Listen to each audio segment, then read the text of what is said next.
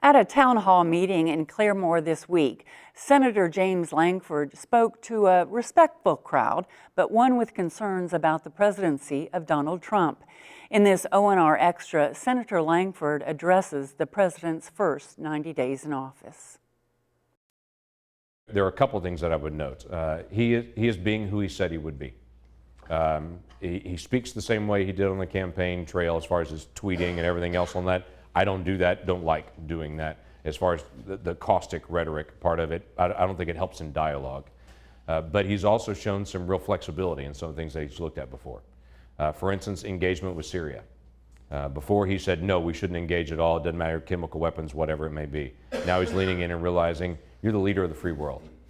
We as Americans shouldn't be in every single conflict, but we do have a responsibility to engage. So there are some areas where I've already seen him begin to look at it and say, we need to do that. NATO is another example. I think it's entirely appropriate to be able to press NATO countries to say, you should fulfill your NATO obligations. He's changed his rhetoric on towards, you need to fulfill your obligations, rather than just NATO has lost its value. I don't think NATO has lost its value. I think it still has value. So there are multiple areas like that whether you call it growing into his position or understanding it more, I think he is. But I think he's still going to be who he is.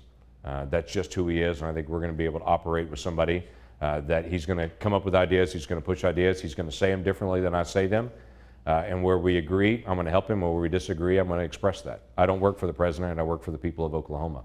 We're in a co-equal branch, and there are areas that I strongly agree with him on, and there are other areas that I look at and I say, I don't know why you address those areas that way. And then we'll call him out and work from there. Is there any worry that his flip-flopping may cause chaos in the world? I think the greater chaos that could be caused in the world based on a flippant tweet that comes out at 1 a.m. That everyone in the world reads because you're president of the United States.